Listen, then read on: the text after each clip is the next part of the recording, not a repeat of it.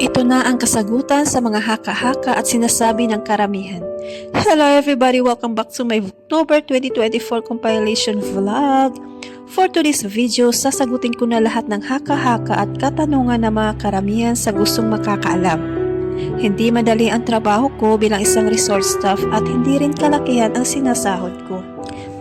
As what I have said, hindi madali ang trabaho as a resort staff, especially sa resort na napakaganda, napakalaki, napakadisente at merong mga mini houses to be rent na napaka-elegant. Hindi lang isa ang trabaho namin sa resort na to, kundi all around. Pero di ko iniinda dahil nai-enjoy ko lahat ng klaseng work dito sa resort na to at dito ko rin naranasan sa trabahong ito na napakasaya namin, lalong-lalo na sa mga kasamahan ko na mayroon kaming teamwork at may respeto sa bawat isa. Di madali dahil kailangan mo ng malaking pasensya dahil dito mo makakasalamuha ang iba't ibang klaseng ugali ng mga customer or guest. Ang mahirap lang din dito, may mga customer or guest na ikaw pa talaga ang sisisihin at ipipilit na may kasalanan. Naranasan ko sa harap ng customer na magpakumbaba hanggat sa kahuli-hulihan.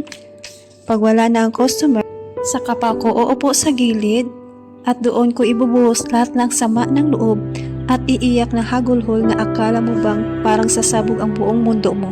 Maitanong mo mismo sa sarili, bakit? Minsan, ang tingin ko sa akin sarili ay napakaliit ko na talaga. I always leave it up to God for those people who doesn't have a good heart. At tungkol naman sa sinasahod ko, ay di naman kalakihan kung tutuusin kulang talaga. But sobrang laki din ng naitulong ng sahod ko sa daily needs ng pamilya ko.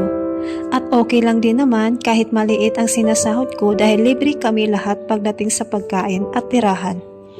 Bukod pa dyan, tuwing off-day ko once a week, lagi akong binibigyan ng mga ulam at bigas ng amo namin.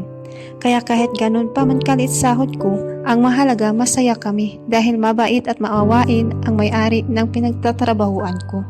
Sa totoo lang, nakakapagod ang trabaho namin lalong-lalo na pag maraming customer or guest. Need naming maagang pumasok at late nang mag-off. Kahit ganun pa man kami kapagod pero masaya kami dahil napakaganda ng nature ng trabaho namin. Isa na dito ang pagkakaroon ng ka-workmate na may malasakit sa isa't isa. Nagtutulungan kami sa lahat ng bagay at lahat ng gawain. Sometimes, kanya-kanya kami ng tuka para madali matapos. Laging nagsasabi, kumusta na, okay ka lang ba, kaya pa ba, at masaya kami. Kaya never ko mai-compare ang trabaho ko dito sa resort na to. Napakalaki ng pasalamat ko sa Fantasy Beach Resort ng Balobas sa Negros Oriental. Hopefully, makabisit ako ulit dyan. Kumusta na kaya ang resort na to ngayon? Lalong-lalo na may malakas na ulan. Alam at ramdam ko kung gaano kahirap ang mga panahong may malakas na ulan at hangin. Na tila ba nagagalit ang kalangitan at karagatan na naghahasik ng kadiliman sa paligid at maraming basura na naanod sa tabi ng dagat kung sa Bisaya pa. At sisirain ng tubig dagat ang baybayin ang siyang nagpapahirap sa mga tao na nasa tabing baybayin, lalong-lalo na sa mga workers sa resort. Haramdam ko ang pagod at hirap para lang maalis ang mga sakusakong basura na napadpad sa tabi ng dagat at kailangan pang maibalik ang ganda at alindog ng baybayin pag wala ng malakas na unos. I just remember yung mga time na naglilinis kami sa tabi ng dagat after the storm, ang saya namin naghahakot ng basura kahit pagod dahil andoon ang teamwork. Pagkatapos ng malakas na bagyo, nagpapakita yung haring araw. Ang ganda ng sunset kaya nagsipagtakbuhan kami para lang makakuha ng video at picture dito sa sunset na nagdudugo. Kala mo ba nag-aapoy? That's all for today's video. Thank you for watching. Bye bye. See you soon, Fantasy Beach Resort. God bless you always, all the time. Thank you for watching. Bye bye. Sayonara. Stay safe always wherever you are and whatever you do.